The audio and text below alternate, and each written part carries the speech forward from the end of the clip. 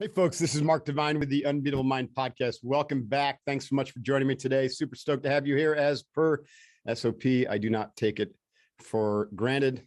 I know your time is valuable and there's a million things vying for your attention. So the fact that you're here listening to this is a huge honor. So it's with great humility I ask you to actually rate the podcast because it helps other people like you find it.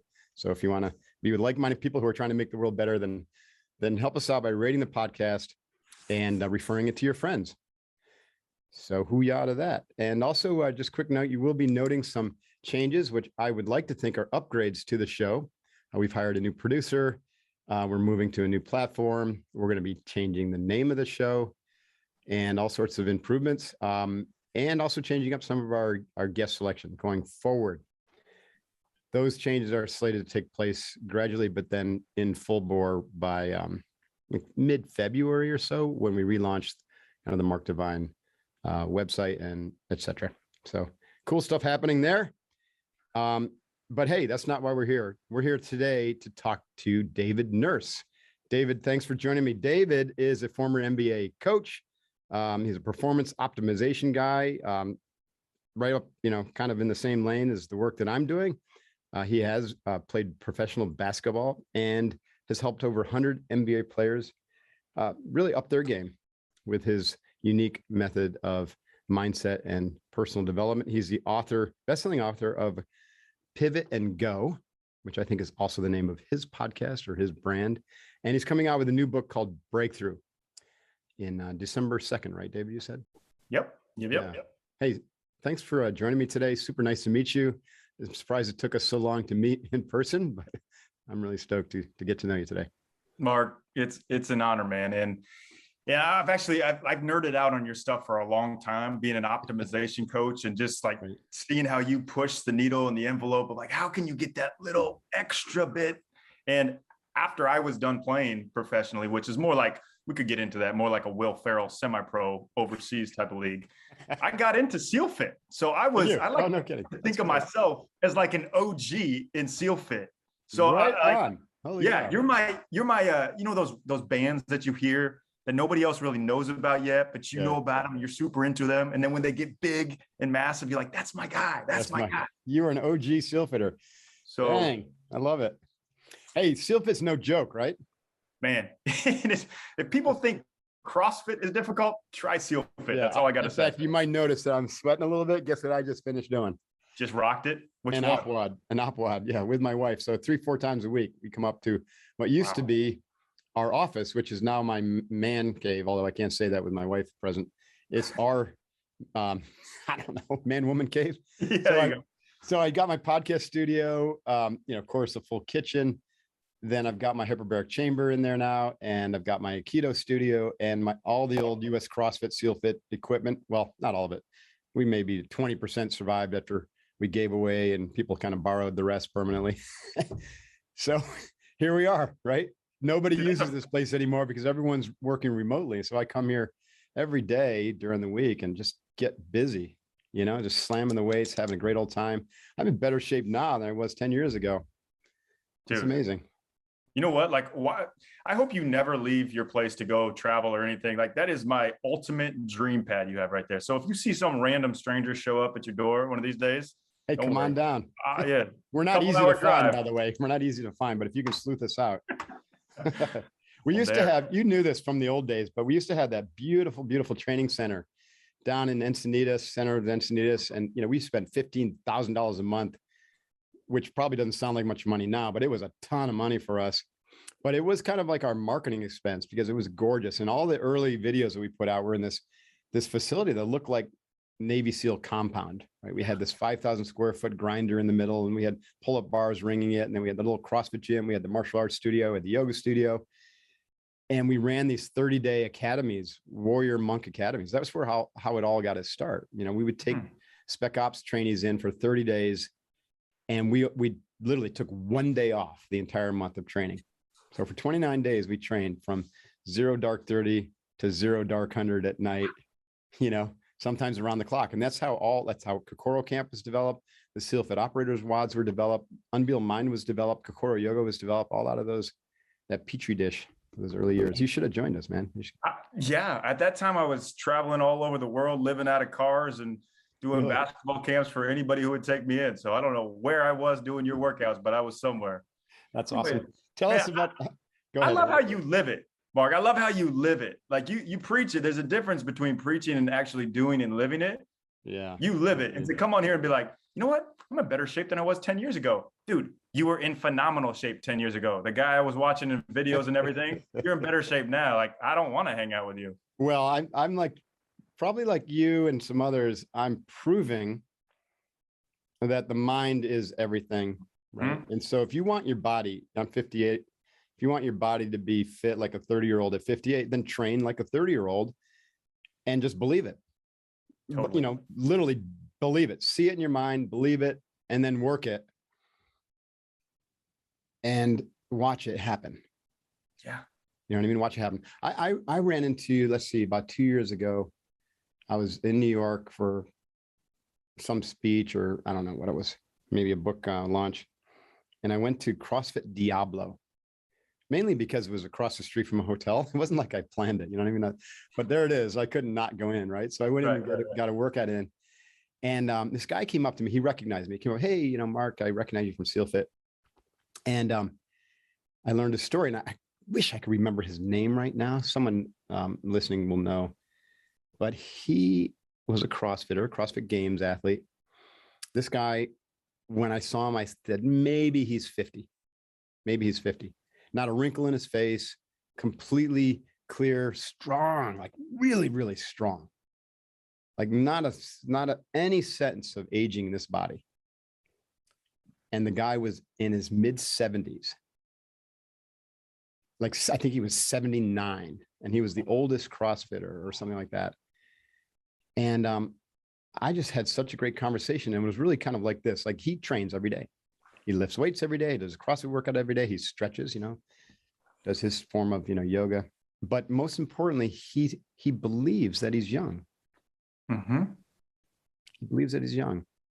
So that's the piece. Now, you could train hard. Like, look at, you know, the old guys, like, I don't know, you know, people who are really at the vanguard of fitness, they still kind of got weak, and they were strong for a while. But then all of a sudden they just, you know, their mind said, okay, it's time. It's coded into your DNA, that people think, but you could change that with belief.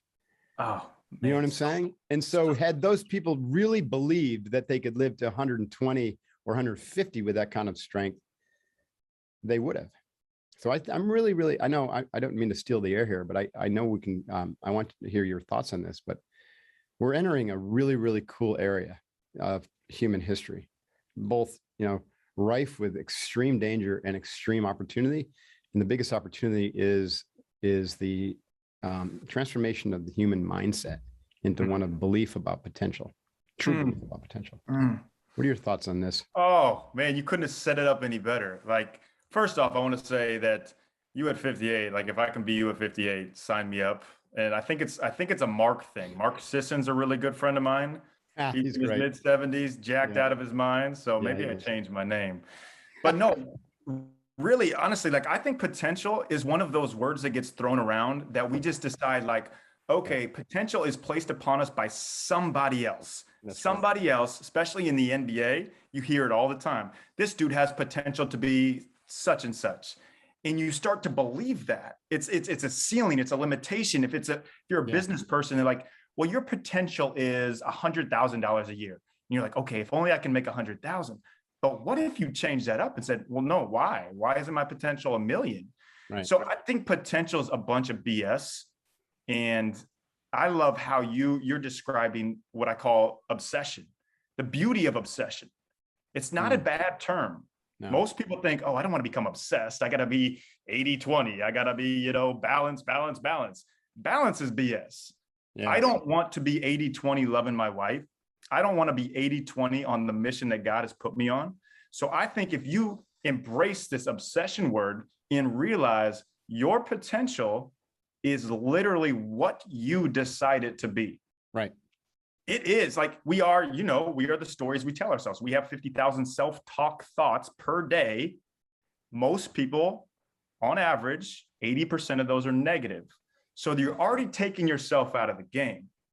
So think about this. What if you were to have these positive self-talk thoughts, these talk thoughts of like, okay, I can achieve this. I mean, I attribute a lot of your success to this. I'm assuming it's this. You are one of those type of people that I would call a visionary. You see things before they're going, like before they happen, but everybody has an idea. There's a very, very rare few who actually go and do. And I think that's where potential is a limitation placed upon us by other people. And we live in that mindset of, okay, if that's what they say I'm going to be, that's all I can be. And I think we can burst through potential, man. 100%. You know, and what I love about what you're saying, David, is this idea that anytime you outsource your future to anybody else, whether it's the government or educational system, or even your parents, or even a mentor, right? Yeah. Then stand by. You learn, you know, what I learned is to take all of that and sift it through your reality filter and you know, discern what's important or valuable for you, and then shit can the rest. But never give up your autonomy. I think that one of the biggest challenges facing our world today is that we have this massive machine that's trying to take autonomy away from individuals by limiting their belief and limiting their capacity to tap into their fullest potential, right? There's so many examples of this throughout history where, and all the way to the present. And we don't want to get into politics or anything like that, but even politics, I think, is simply, you know, one facet of this machine. I don't know who's pulling the strings behind the curtain. I don't know who the ultimate Oz is, but there's this definite energy that is working hard to prevent human beings from tapping their full potential, I believe. And so we have to take control of our lives and take control of our autonomy and push back against that. And we have to, and this is why the work that you're doing and I'm doing and others in the podcast field and the positive psychology field are so important. The work is so important is because if we have the first time in history that we can scale optimism, positivity, belief, and a positive vision of the world, a nonviolent positive vision to push back against this force that really is leading with violence and separation and not inclusion and love. Mark, I couldn't agree more. I mean, think about it. If you step back and go 50,000 feet above, you see what's going on is media, social media, television, movies, everything is produced to control us, to make us become people who just listen and follow. Like even you can even go become dependent. And in the sense of debt or the economic model, literally human slaves in a sense. 100%. I know it sounds really negative, but like I don't know how else you would describe it. You know what I mean? When you take trillions of dollars away from the producers and you put it in the hands of people that actually prevents them from progressing in their life, that's slavery. Yeah. Yeah. And I'm glad you hit on that point because people want to shy away from that. Like, no, because it's too uncomfortable to be in. But we're living through it. We're seeing it completely right now. What's going to happen and what's coming down the line is it is total control over our decisions. And that's right. We could go in depth on all that, but the people that are going to, that are going to lead us through this are the people that are able to be brave in standing up for, okay, I'm not going to listen to what everybody, this media is trying to tell me to be, trying to tell me who I am. It's basically being the coolest thing that I see in people is when they are authentically themselves, when they're not just taking this input from media and social media. Think about this. We already know social media is created to give us little bits of endorphin rushes and then drive us nuts. I mean, there's like documentaries on it with these guys actually saying, yeah, we're actually trying to drive people nuts. Yeah. But yet that's where we put our time. That's where on average, Americans touch their phone 2,147 times a day. Like we're letting this little thing, I'm holding up my phone, control us. When people say, like, I believe this, when people say it's a zombie apocalypse, this is the zombie apocalypse. We're looking at our phones all the time. We're letting our phones control us. And there's here's the thought. As long as it's still outside of our body, we have a chance to take control. If you're listening to this in the future, do not ever, ever, ever, ever, ever let anyone put the phone inside of you through, through Neuralink or an implant, because that's when you lose the choice of whether to disconnect. So that's my warning for the future, because that, to me, that's where the human race splits. Yeah, I don't think I've ever said that. I've never said anything like that on a podcast, but I've been thinking about this last couple of days, like, you know, watching what's going on in the world. I'm like, holy shit, there's this massive movement toward the singularity and this technological integration of humans, the transhumanism, you know, humans and AI working together. I'm fine, you know, if humans are still humans and AI is AI, and we're working in some copacetic kind of partnership. But if we merge, that's the end of humanity. That, because you're going to have a large swath of humanity says, no, I'm not doing that. And then you're going to have those who think, oh yeah, it's going to lead us to some utopia. And the problem is, I really fear that that merging of technology with human will cut humans off from their heart, from their what makes them human is love. And technology doesn't love. It's just technology. So you could see that, how that could be the doomsday scenario, that split in the human race, where the people, you know, who are disconnected are now the minority and then the hunted, you know. I mean, it's a really dystopian view. I know. That's why I actually have a positive view of the future. And I'm like, no, because we can scale love for the first time in history. Mark, this is probably the most important topic that there is. Literally. I think so too. And nobody's talking about it. So thank you. Exactly. And that's why, even like when you start laughing a little bit, when you say it's dystopian mindset, like it's what's coming. And if we don't like embrace this and understand, like, if we don't do anything, if we just continue to go on as these quote unquote robots, it's going to happen. They're going to try to do it. They're going to sell you literally everything. Everything is trying to sell you on something that's false to make a financial gain for whoever's pulling the strings behind it. And I mean, why are there movies like iRobot? Because people just want to make a movie like iRobot? No, everything they put out there has a purpose. They're trying to desensitize us to feel like, oh, okay, this is just in the movies, when it's happening in reality. And the thing that nobody can take from you, which you hit on, which is our superhero power that every single person has, is choice. It's literally, we wake up every single morning with the ability to choose who we are, what we stand for, what we stand up for, and nobody gets to make that decision. But yet we are all too just soft and worried about going outside of our little lane, that then we just start to fall into this. Okay, I'll listen to what they say. Oh, they said this? Okay, cool. Yeah, I'll just be a sheep and follow everything you say. That's right. Well, because the ultimate scam that has been played upon humanity is selling the belief that we are separate from others and that we are this body. I mean, the whole, everything, all media, all consumerism is based upon this belief that we are simply this physical reality. And, you know, we're going to find happiness by meeting our desires, our wants, and our needs, which means we avoid the discomfort of challenging things, which is how we grow. We avoid the discomfort of challenging conversation, which is how we connect as human beings. And we stay glued to the distractive and the dopamine hits of social media and the negativity, which then further perpetuates the separation and the violence. That's the biggest scam ever perpetuated on humanity. The reality is we are connected, right? We are all one at the, you know, at the ephemeral level, at the spiritual level, and our thoughts and actions affect everybody and everyone.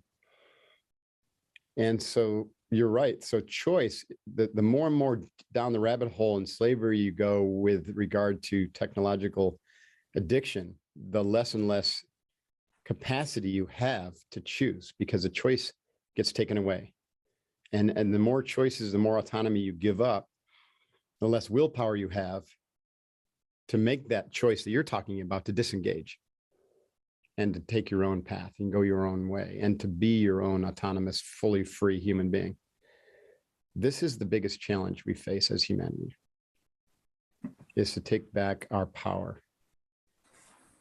So, and it's slid. I almost feel like this is like a dual interview here. Like you're interviewing you. But this is much better than I even thought it could be. Because man, I love talking to people that are extremely into understanding of like what's coming and high IQ. So this is this is more needed than me talking about breakthrough and giving you a formula to find your own breakthroughs. Like first you got to understand, which is the first part of the formula, is understanding who you are. That's and right. you hit on this point of what is going to bring us joy. Like happiness is BS. Joy is what we're striving for, contentment and joy.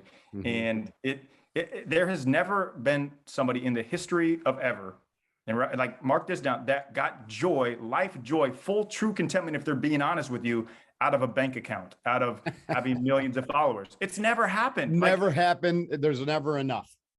Yeah, There's never you enough. always will want more. I know, millionaires, billionaires, and they just want more and they just want more. So why are you listening to this and thinking like, well, that's not going to be me. Like I'll get this and then I'll be happy. Then I'll find my joy. It won't happen. If you don't have something, a bigger purpose that you're living your life for, if you're not on a mission, like for me, God is where I find that in just glorifying God. Like that's the mission that I'm on through what I do and the gifts that he's given me. And I believe he's given us all a gift. Like we all have this gift inside of us to be able to use to better others around us in this world that we live in. But we are our own worst nightmare, our biggest defender. And we don't want to go through this discomfort. We don't want to go through this, oh, what if I fail? If I try to embrace this gift, if I go all in, if I become obsessed with my passion and I fall flat on my face, what if that happens? And we stop dreaming. I don't know what the numbers are, but like after you reach age 8, like 95% of people will just crush their dreams because somebody told them they're not going to be able to do it. And and I think too, like, man, just that discomfort that we go through, and you hit on it, is the way that we grow. And I know people know that and they hear that, but every time that I've gone through a situation where like, man, I'm kind of nervous, or I'm getting up in front of 10,000 people to speak, and like, I'm kind of like, every time afterwards, I thought, man, I'm so glad I did that. I'm so glad I went through that discomfort time, because it led me to growth. It led me to developing more of my gift that's God's given me. Absolutely. You know, it's people would say, well, it's one thing, David, to work with, NBA players and help them break through because they're already operating at a pretty elite level. And so what they just need to do is that 1% better every day mantra, or maintain a little bit more optimal performance so that when the peak performance time comes around, they've got a higher platform to jump off of, or whatever these strategies are. And those all work. But if you're sitting in your car listening to this podcast, driving to a job that you're just like not finding fulfillment in, and you're like, I don't know my purpose. And there's a lot of people out there who say purpose is bullshit. No, I don't believe them, but you know what I mean? For every truth, there's going to be a counter truth that's posing as a truth. And so it's confusing to people. So how do you help someone who just doesn't feel like they're an MBA or a Navy SEAL, right? And so they're listening to an MBA guy or an MBA coach and a Navy SEAL talk, and they're saying, oh, that's all fine and good for you, but how does this apply to my life? Because I don't feel like, I don't feel very special right now. Yeah, it's such a good question. And I want you all to hear that everybody, no matter if you're a Navy SEAL or an NBA All-Star, is a person. Everybody struggles with the same type of struggles. And if you're sitting in your car and you're going to work and you're having a job that you're doing a job that you don't like, that you don't find fulfillment, you're not excited about when you wake up in the morning, I got 2 things to tell you. 1, who are you doing it for? If you're doing it for your family, if you're doing it for your kids, for somebody else, you're going to be able to go through that type of grind and be able to accept that grind because you're doing it for a bigger purpose. That purpose will outweigh the actual actions that you're doing. Now, to fully become fulfilled and reach your essence of eminence, your greatness that you've been created to be, you have to have this work that you don't like become something that you do like, something that you are passionate about, becoming your purpose. So it can happen, and it doesn't happen quickly.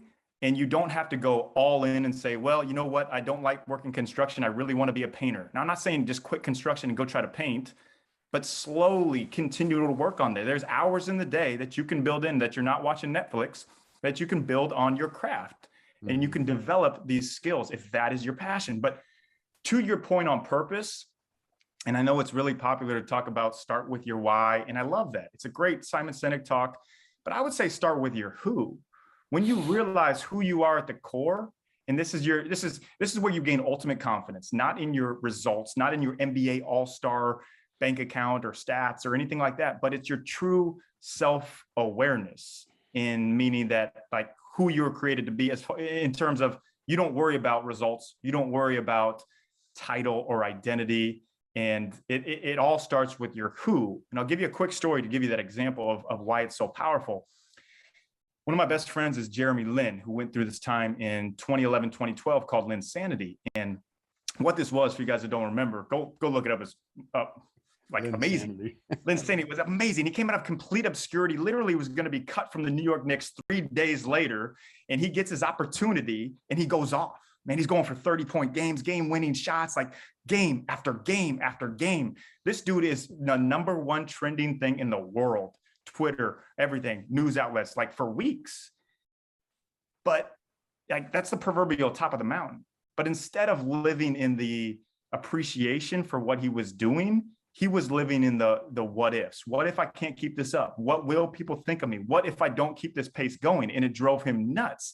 So he did not live in his self-awareness. He was living in the, oh, I need to continue to do these results to gain my acceptance and my appreciation. We all feel that. Right. It's not sustainable. Yeah. We all feel that. And the biggest breakthrough he had in his life is understanding that he stood for much more than just the game of basketball. It was a platform for more. His true purpose, standing for his Taiwanese people, his relationship with Jesus, and he thinks he's a great gourmet chef in the kitchen, which I don't know, it's debatable, but he finds a lot of himself in that instead of just basketball. So point being, start with your who, understand the core, your essence, the roots of who you are, and know what you are doing is for a bigger purpose than yourself. And that's when you're going to come on this journey of your purpose. It's up there. You're going to find it. And like you talked about earlier too, doesn't happen overnight. Like it just doesn't, it's not going to happen overnight.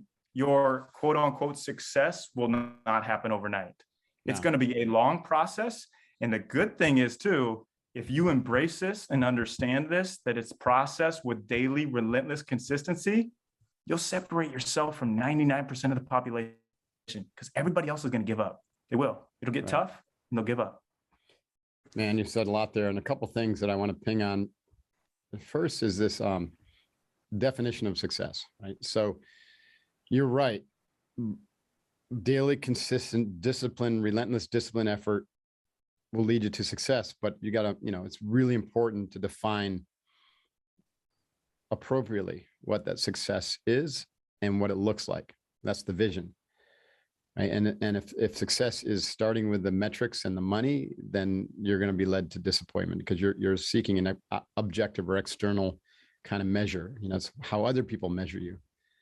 And so what we really want to do is set up an internal measure of success, which is, like you said, what kind of person you are, becoming the person who's worthy of then, that lagging metric of the bank account or, the points on the board. Right. And then the second thing is about confidence. I remember, people look at me and they say, wow, you must have been super confident all along. Right. Cause I was in my 20s, early 20s, and I had my MBA and I got my CPA and I got my first degree black belt, and I was a competitive athlete. And then I joined the Navy SEALs and I was #1 in my class. Like, you must have been super confident. And the utter truth is I was not. I was able to train my body and my mind to stay focused on those objective goals, but those are easy. Those are things I could do. I was told what to do to get my MBA. Take this class, take that class, get an A. I was told what to do to get my CPA. I was told what to do to get my black belt. I was told what to do to get through SEAL training. I just had to do it. It didn't change who I was or how I felt about myself. It gave me more skills to be able to navigate the external world. And so I still lacked confidence all through my early years as an officer in the SEALs. Now I masked it very well, right? And it showed up sometimes as cockiness, actually. And sometimes as me just keeping my mouth shut and being like, I don't know what the hell I'm doing here. You know what I mean? Those were the wiser moments, right? But it really wasn't until I made that shift that you're talking about, where I stopped caring about the external measures and trying to present a perfect face of the world, and really looked within. that's when my practice really clicked in. Like I had my early mental practices with Zen and martial arts and mindset training really was about performance, so I could achieve better. And it wasn't until I turned that around and focused inwardly and said, how do I be better instead of do better, that I found the confidence. What do you have to say about this? I know you talk about confidence in your books, and you already addressed a little bit about this, but maybe I stirred up some thinking in you. Yeah, you stirred up a lot of thinking. And I love it too. Like you are ultimately uber successful from the outside, but still had that imposter syndrome, still had that lack of confidence, the mask you're putting on, until you realized your self-awareness, until you realized it doesn't matter what anybody thinks. Like people think about you for about 10 seconds and then you spend the rest of your day thinking about what they said. Like it's just the truth. And what does everybody want at the core? Everybody wants to step in a room and be so comfortable in their own skin, that they make everybody else feel comfortable in their skin. And that's what happens. That's what everybody wants, but yet hardly anybody does it because we put on these masks.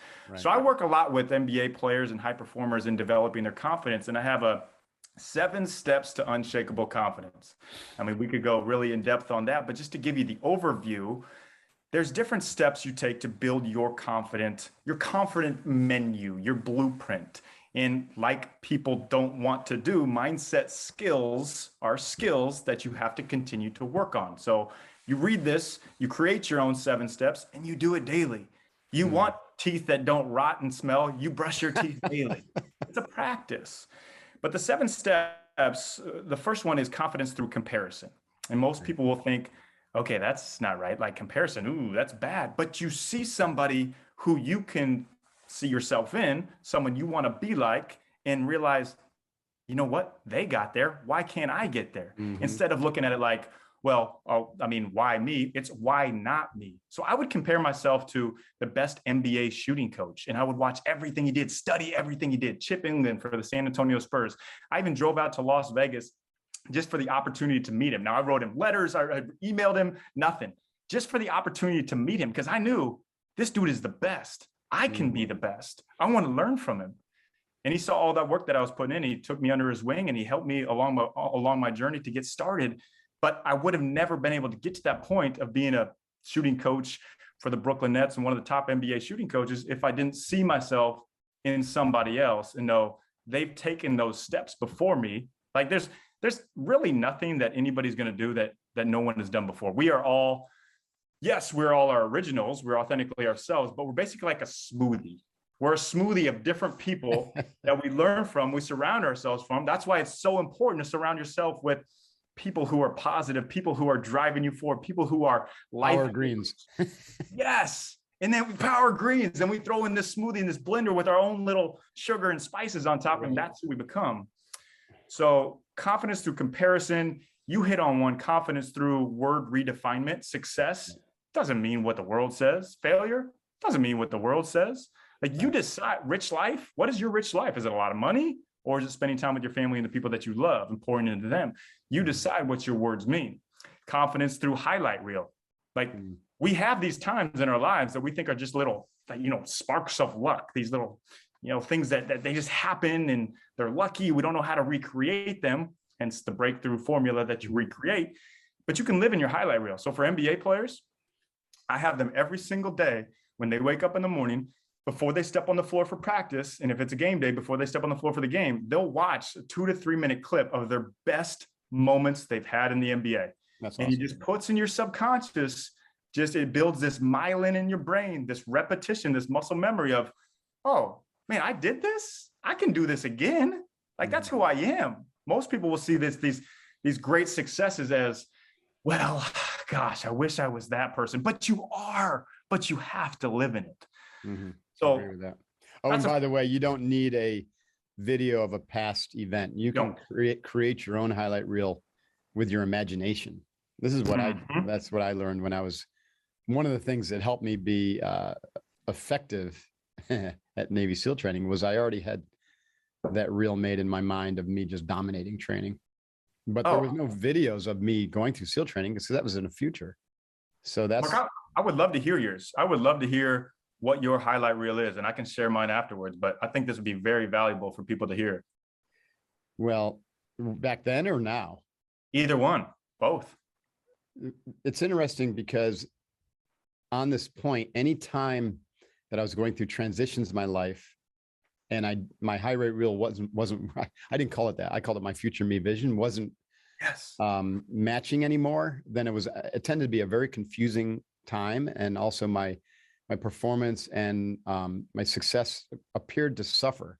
But the reality was his old structures were breaking down, including my internal structures, and creating, space for something new to arise, which then allowed me the space to create the new highlight reel, the new future vision. And then as soon as I had that locked in and clear, boom, that became the new vision that I practice every morning in my morning routine. And everything started to clear up again and accelerate toward that. Similar thing happened, or my first major experience with that process was, the breakdown of the structures that led me to be, in my first career as an MBA, CPA, working at, Cooper's and Lyman, and sitting on the meditation bench and having, being really challenged with the experience of meditation and what it was doing to me. And so that was breaking down the structure of my family and all the mental models that had led me into that path. And it was opening up space for something new. And so it took some time with a lot of blank space in my mind to come upon the notion of I'm meant to be a warrior, and then to decide that it was meant, that it was Navy SEAL. So in that period, I was really working with imagery on what was wrong with the mental model and the image of what led me to where I was, and poking holes in it and deconstructing it to open space for a new image to be created. Once I locked down the Navy SEALs as my future path, then I was able to insert new imagery, to use my imagination to create new imagery. Now, it helps to have some stock footage, so to speak. Mm-hmm. So the stock footage that I used back in the mid 80s was literally the Navy recruiting video titled Be Someone Special. And so I watched it like 15 times. And then I inserted myself into that video. And it had images of Navy SEAL training and buds and Navy SEALs doing cool things. And so there I was. I put myself in it in a future state. And that person was also different than who I was at the moment 2 years before. So I inserted myself as the person I needed to be to accomplish that and to succeed at a very high level. And then what I did is I condensed that into a very, very short reel in my mind that, maybe lasted 60 seconds. And I brought that into my mind every single morning after my meditation practice. And my experience with this, Dave, and I've said it actually a number of times, so listeners might be like, yeah, I've heard the story before, but that's cool. It's good to hear again, is you have to have a lot of faith when you do this, when you do imagery work like this, because it takes a little bit of time to take root into your subconscious or into whatever you want to call the holographic matrix. What happened with me is I practice this every day. All my entire being, physiology, emotion, my mind, everything was directed toward becoming a Navy SEAL, even though I was working as a CPA. And so 9 months of daily practice of this vision, this 60-second reel of me crushing buds with some imagery that I picked up, and some that I added to, all the way down to the moment I graduated. 9 months into this practice, I had this overwhelming sense that it was done, like that I had accomplished it. I went from certainty, knowing that I would be a Navy SEAL. And I hadn't even gotten, had the call from the recruiter. In fact, they were basically warning me not to get my hopes up because, as a civilian, I had, there were 2 slots out of hundreds and hundreds of applicants. And so a few days after that sense of certainty kind of washed over me, and it's hard to describe, it was just a felt sense of like, yeah, this is happening. My recruiter called and said, not going to believe this, Mark, but congratulations, you got one of the 2 slots. Anyways, that's was my first experience. And now it's happened to me several times in my life. And when you get that kind of clarity to where you can condense your future into a 60-second image and play it, and it feels right. And then if you stick with it long enough, you'll get to know that it's going to happen. Mm. Mm. And that's where I'm at now, with this vision of scaling, scaling mindset, the positive mindset that is geared toward or is attuned with world-centric care and concern for all of humanity and Mother Earth, so that all of our actions have a global positive impact, even if they're just local, or even if it's just with one individual. But you're thinking, how's every thought, every action ripples across the globe. And so if we can scale, and so my number right now is 100 million, but I think it could easily be 1 billion, but if it's because with all the other people involved in this, but we get 100 million and then 1 billion people to act with a global interconnected, I don't mean like through technology, yes, but we're all humans, right? Not like our earlier conversation. We're not like connected to the internet. But what I mean by globally interconnected is like we are scaling. Imagine 1 billion people with an image, a 60-second reel in their minds that is the same. And it's a positive vision of humanity with Mother Earth idyllic, like the Garden of Eden, with nuclear weapons, eradicated, with the dark forces that are trying to enslave humanity gone, and living in harmony. Now, it can happen if we can scale positivity for the first time in history. So I have that vision and I practice it every day. And I've gotten to the point where I feel I'm right on the cusp, I should say, of knowing it's going to happen. I can feel the energy building toward that knowingness. Mark, this is beautiful. This is probably my most fun conversation that I've ever had on a podcast.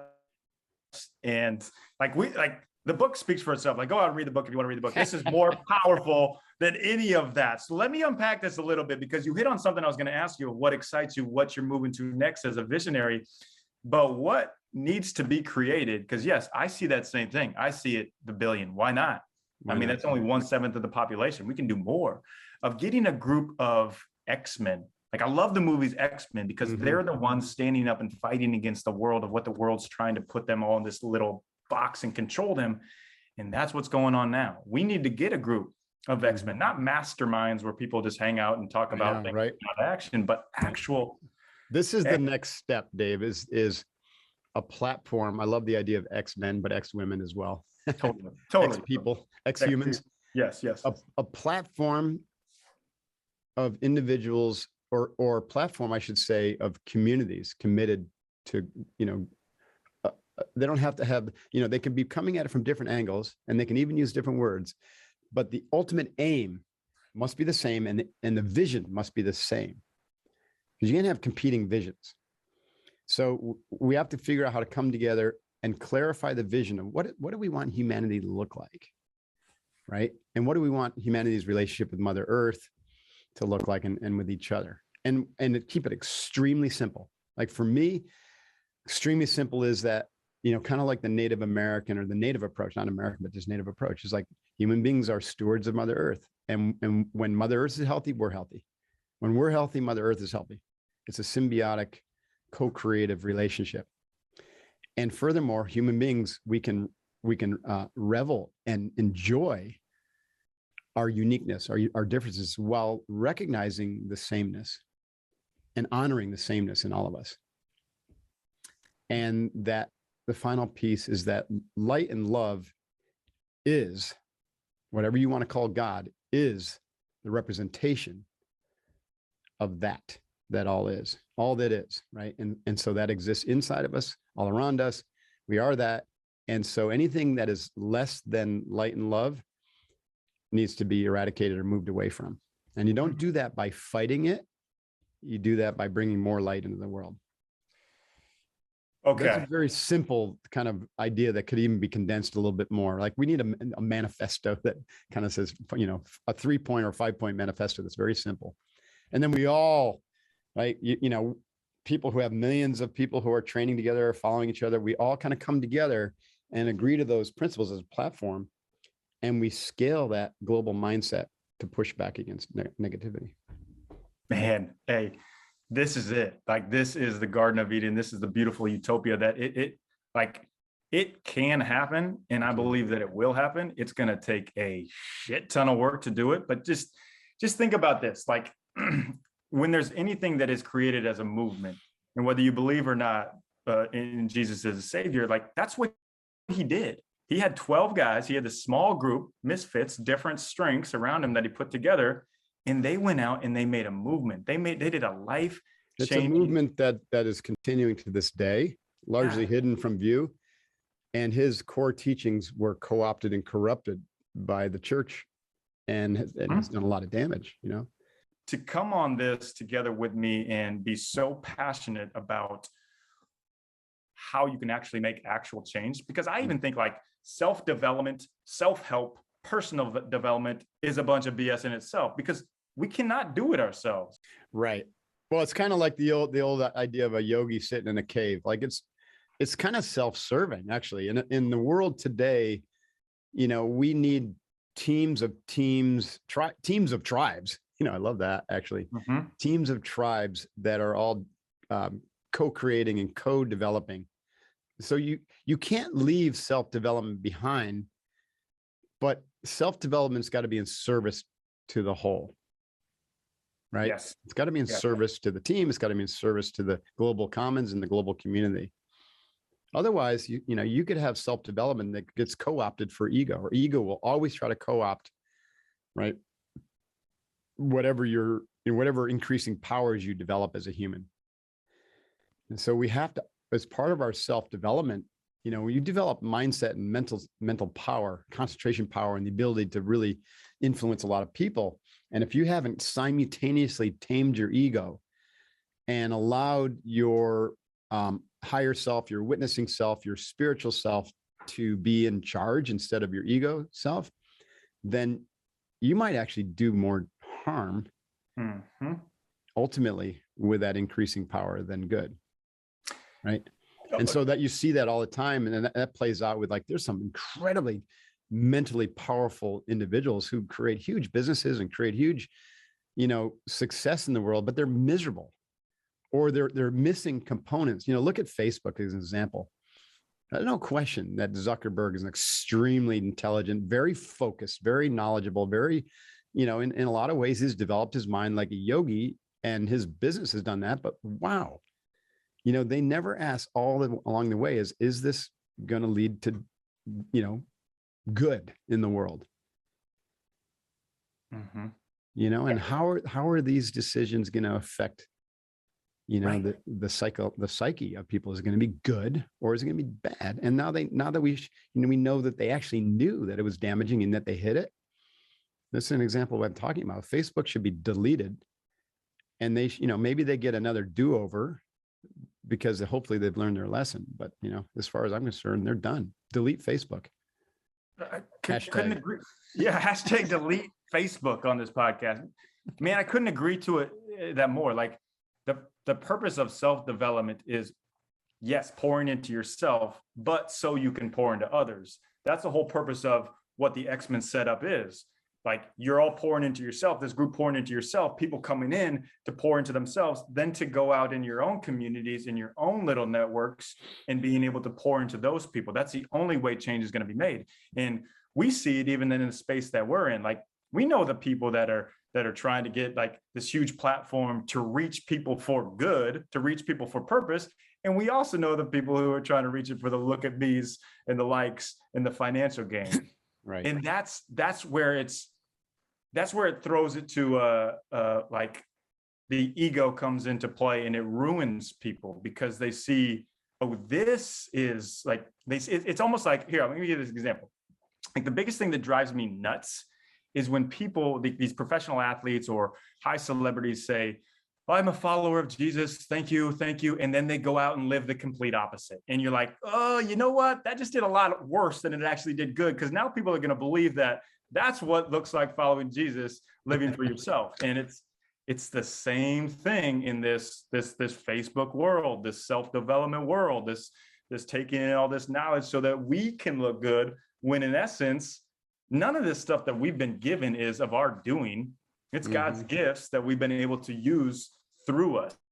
So it's not like, yes, it's coming to us, but it's what we can do through us. And I think that's where the big holdup and the big this just disconnect happens. I agree.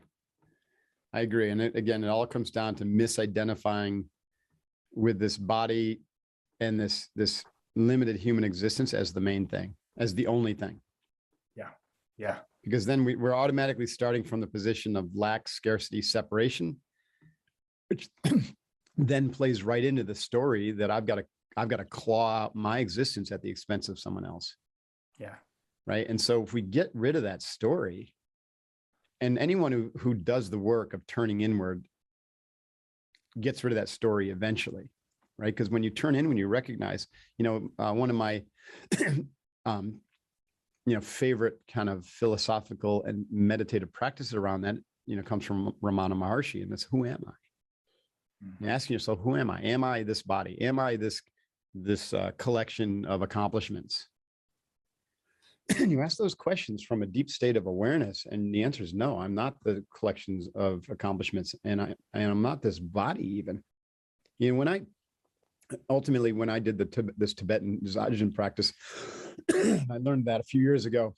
They have a really cool way to kind of entering into their meditation practices, which is to do that high speed awareness search, not thinking. So this is also cool thought, is that when you are aware, awareness itself is in real time, right? It's in the present moment. And thinking is like ridiculously slow compared to the speed of awareness. So with awareness, you can search your body for this thing called mark. And you'll recognize that mark is not in the body. Mark is something different than the body. Right? And so then you recognize that the body is not Mark, and the body is not, and Mark is not his CPA or his MBA or his Navy SEAL Buds graduate, or the trident he pins on his chest, or an organization that called him a Navy SEAL, or even a culture that put him on a pedestal as a superhero, as a Navy SEAL. None of that can be actually found inside.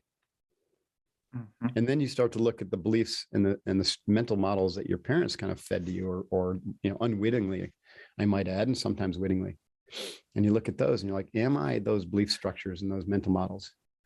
And nowhere in your field of awareness can you find those mental models. It's not like there's a scaffolding inside of your brain that says this is actual real structure. It's all just fantasy. And so ultimately you're left with this sensation that I am awareness itself. And then you start asking, well, what is awareness? And now you're getting to the essential nature of what it means to be human, because then awareness starts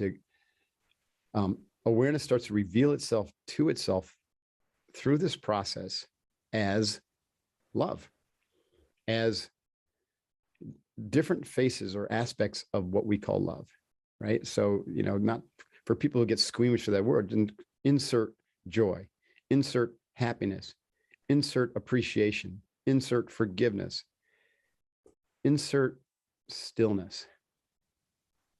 Sanskrit has 67 words for love. And it's probably, because they, just ran out of words for it. They would probably say there's infinite expressions or variations. So it's not accurate to conflate love to romantic love. That's just ridiculous. That's actually a pretty low level of vibrational love. It's not unimportant, but it's there. So that's when you do this meditation, first start out, it's a philosophical question. Who am I? And I love how you said earlier that it starts with who, not why, because I agree that the who then defines the why. Because first you know who you are, and then that ephemeral nature, when you get connected to that, you recognize that energy is both timeless and eternal, but also has an energetic projection or rational, reason d'etre, let's say, for projecting itself into this human experience in this linear, excruciatingly slow and challenging human existence. And so you can then tap into the energy of that. And that's what I call an archetypal energy. Oh. So my archetypal energy, and I love the term arc because there's arcs to it. My archetypal energy for a long time was to be a warrior. And then that shifted where the warrior then took a back seat to the teacher. And then shifting to where the teacher will take a back seat to being the wise elder or the sage or something like that, right? So we have these archetypal energies, and they all are tied to service, right? like you said. And so that you're very wise in that. It's all tied to service. So you're not going to connect to your awareness, and it's not going to reveal to you that you were meant to be a billionaire. It's not. It's not. Now, if through your service, you accrue $1 billion that you can do more good with, fine. That's perfect. No big deal. It's, you know, it's not discriminating about resources. It knows all that's just a, you know, awareness knows that that's just a construct of the human temporal realm to, you know, help find meaning or to help make meaning. You know, money is a human created idea, you know? Yeah. Oh, okay. I want to listen back to this like every single day, because you literally just broke down the essence of why we are walking on this earth today. The who am I, like asking yourself the question, the who am I? Think about this. If you could do this every single day when you wake up, ask yourself, who am I? Mm-hmm. Your self-awareness. Who was I made to be? Okay, now what choices am I going to make? My superhero power, what choices am I going to make? Am I going to let the past, what my parents made me this way, I was born here, I have to be, am I going to let that define my future, or am I going to accept the past? And this is where successful people come from, is the way they say, the past is not who I am. The past taught me to be who I am today. What is my choice going forward? Because we can't change it. And then the who am I doing this journey with? Mm-hmm. You're the yogi in the cave by yourself, self-serving. And I think this all equals love. And that term that you said, like, it's so out there, but I think you did a great job of tying it together with the archetypal energy. Mm-hmm. That's one of the coolest sayings I've ever heard. But I think that is where, like, all of this encompassing that we've been talking about today all comes down to genuine, unconditional love for other people, love for yourself and love for other people. I know when people listen to this, they're like, oh, that sounds so basic, but man, it is not basic. That is the deepest thing you can actually get into and fully live in love. One of my inspirational like sources is Yoga Sutras. I'm heavily influenced by this ancient mental science of yoga, not the stretchy bendy Lululemon, but, you know, the ancient science of yoga, which is the source of all martial arts, all yoga, and most of Eastern meditation practices come from that, the Vedic writings of the sages thousands and thousands of years ago. And then Patanjali was really the first one to codify it in written form in these things called sutras, which are pearls of wisdom, basically short little aphorisms or sayings. But then they've been, you know, opined upon by yoga masters over the years and whatnot. So anyways, one of them is just so simple, and it speaks to what we were talking about, this idea of like, how can you love someone who's evil or who is mean to you, or, you know, has abused you or something like that? It's really challenging. It's Yoga Sutra 1.33, and I read this every morning as part of my morning ritual. It says, and this is my interpretation, by the way, because I've modified this. It says, be happy for the contented, be compassionate toward the unfortunate, appreciate those who are doing good, and forgive all the rest. Oh.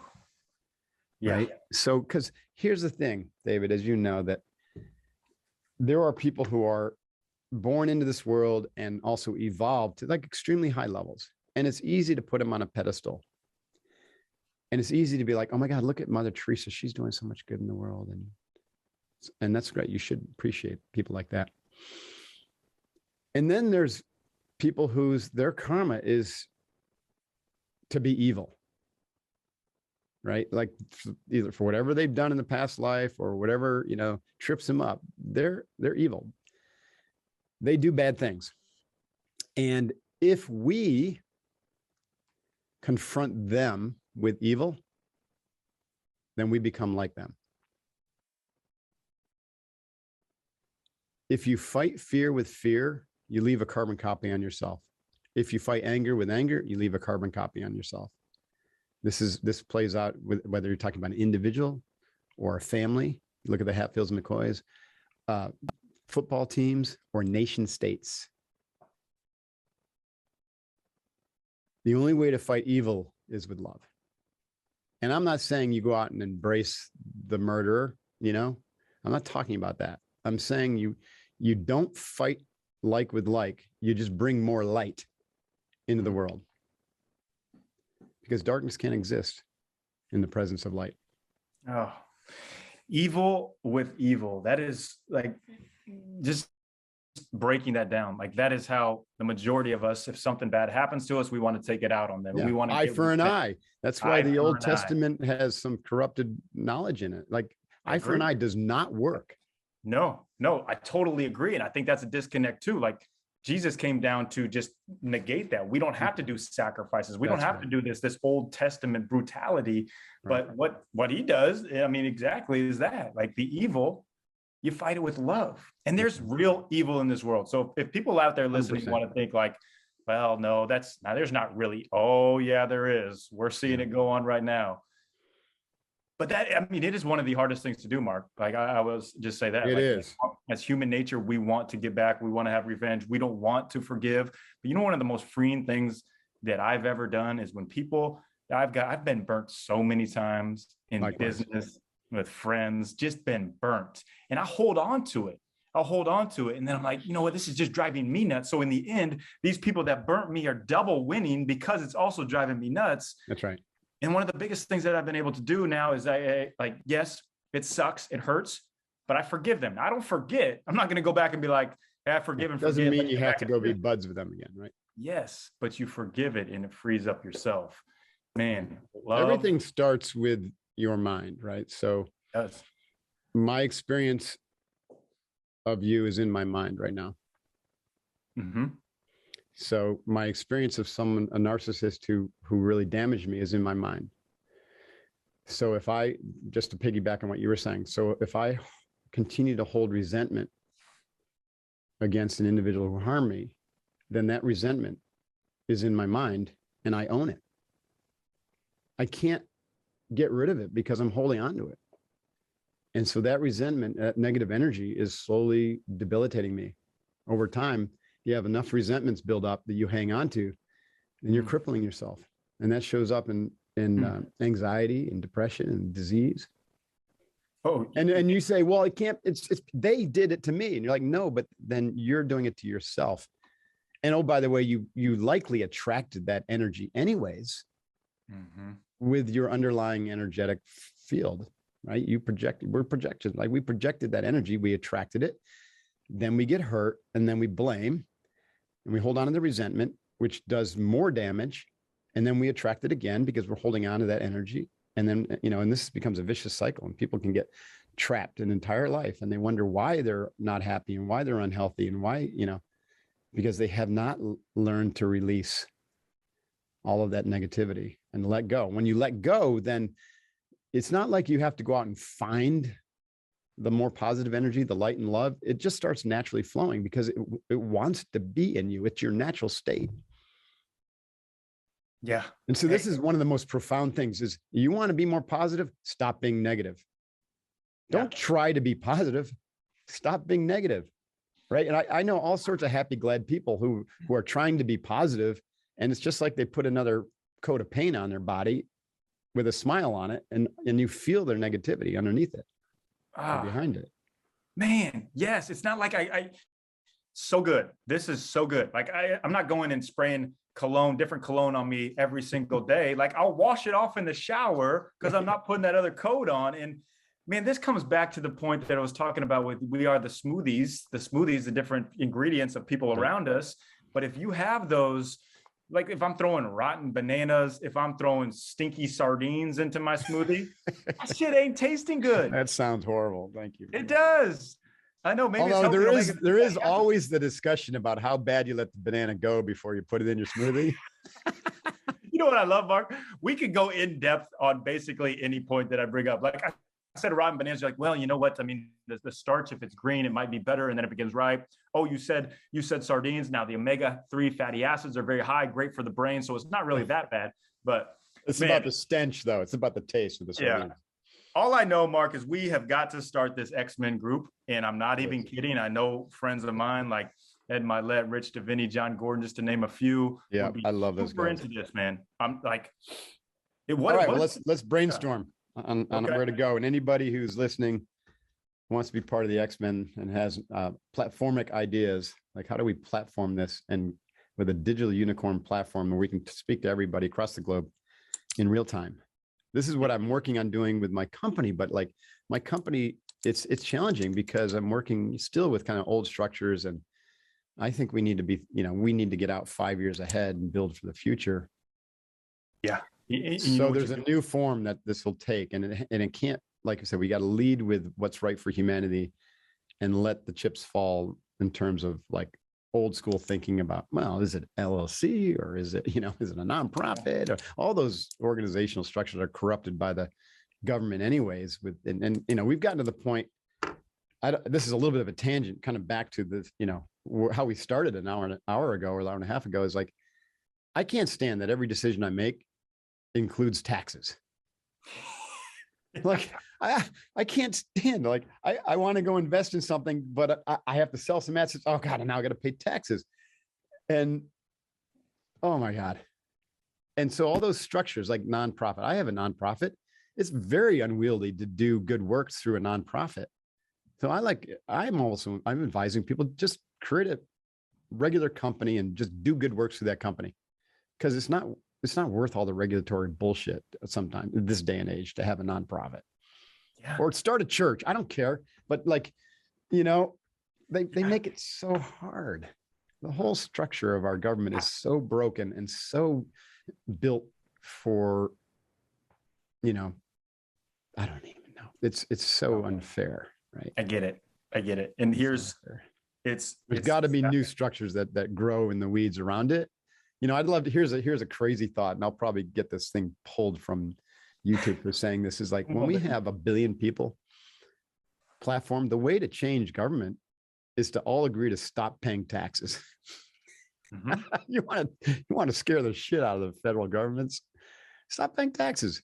Yeah. Of course, the golden and gun rule will come after us really quick. So but we just do it for a day.